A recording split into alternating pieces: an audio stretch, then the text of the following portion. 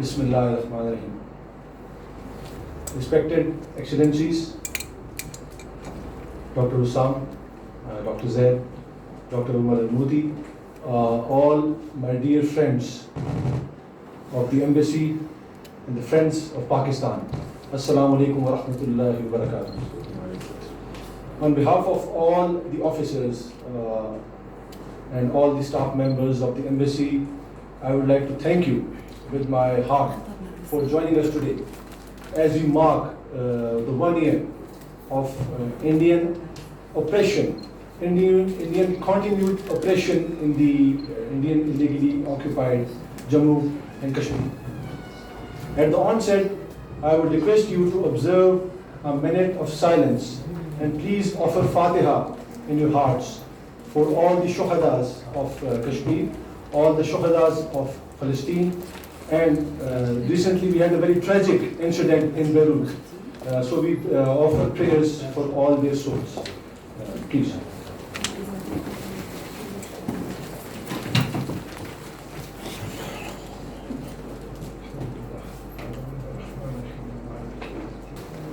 Just much has been said about the issue at hand. We just, ladies and gentlemen, take a step back and just think that this year, this coronavirus has brought the world to its knees. We saw even the giants, all the countries, everyone brought to its knees. The world stopped practically because of this coronavirus. We ourselves in the Hashemite Kingdom of Jordan remain in a state of lockdown for merely days or weeks.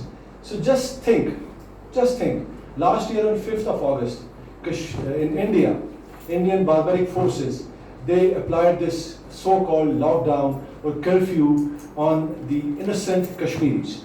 So it is, as I speak, 374 days.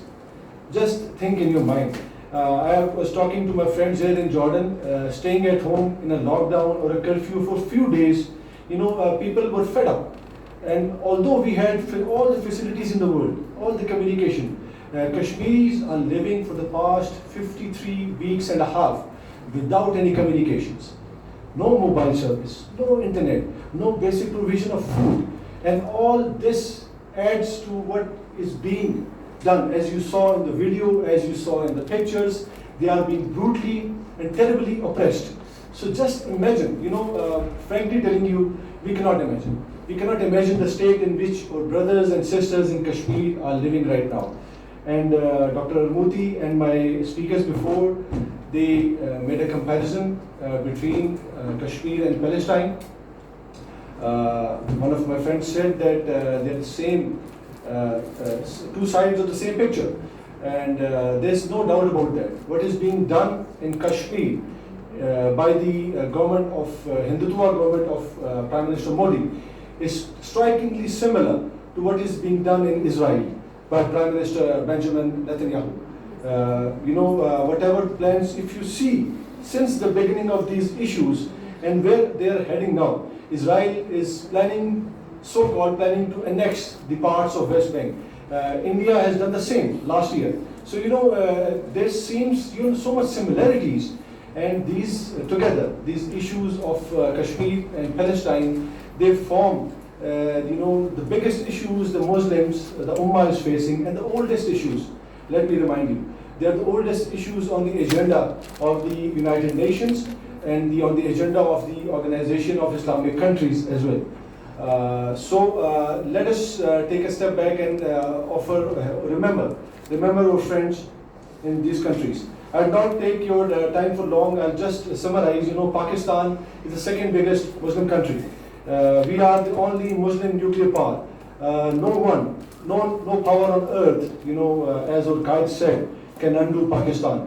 And we, as a country, will continue to support our brothers wherever they're oppressed in the world, primarily in Kashmir, as much as so in Palestine. We will continue its unstinted support for the Kashmiri people as well as the Palestinian peoples until the achievement of their legitimate rights of self-determination in accordance with the resolutions of the United Nations Security Council. And as per the wishes, of course, the most important factor is the wishes of the Kashmiris, the wishes of the Palestinians. I would like to impress here that, this Kashmir and Palestine is a stigma on our conscience, on our individual conscience, as well as the conscience of the collective conscience as a community, as a Muslim world.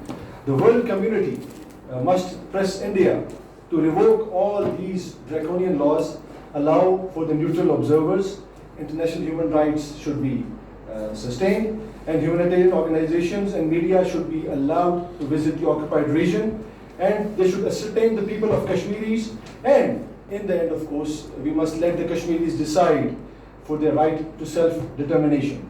And thank you very much in the end for coming to the embassy and expressing your solidarity with the Kashmiris, with the embassy. And we stand together, we stand strong. And of course, only if we stand collectively as Muslims, as an ummah, we will succeed. That is the only solution. Thank you very much, and may God be with us all.